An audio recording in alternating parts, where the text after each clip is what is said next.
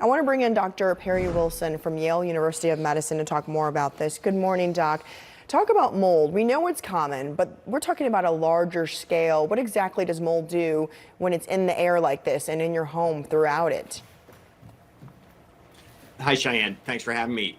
Yeah, we know what mold is. We've seen it on our bread and on old fruit and stuff like that. But the scale of this is just orders of magnitude higher. Mold is going to grow in humid conditions, warm conditions. You have about 72 hours from the onset of mold growth to get everything that has mold on it out of the house, or it will just continue to grow in those conditions. And of course, Florida is perfect mold growing environment. So this is a real second disaster that a lot of these people are facing after the first.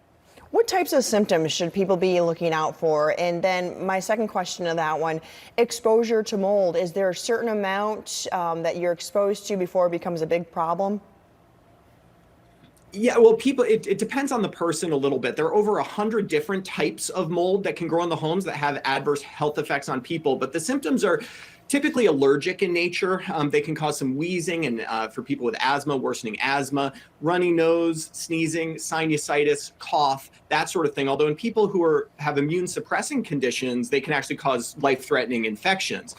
More mold is generally worse, but some people are more sensitive than others. If you're in a situation, though, where you can smell that musty smell, that wet basement smell, that is the smell of mold. Even if you can't see it, it's there. You want to be aware of that and start remediation as soon as you possibly can. And what about as a homeowner? Can you go back into your home and just start disinfecting and cleaning it? Does that eliminate the risk at all, or do you need pros to come out there and help you with it?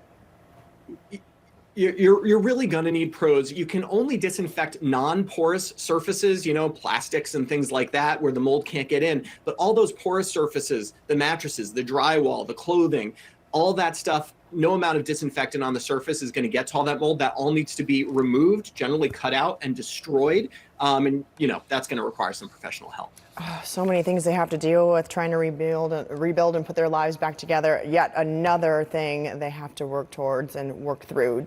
Dr. F. Perry Wilson, thank you so much for your time this morning. Appreciate it.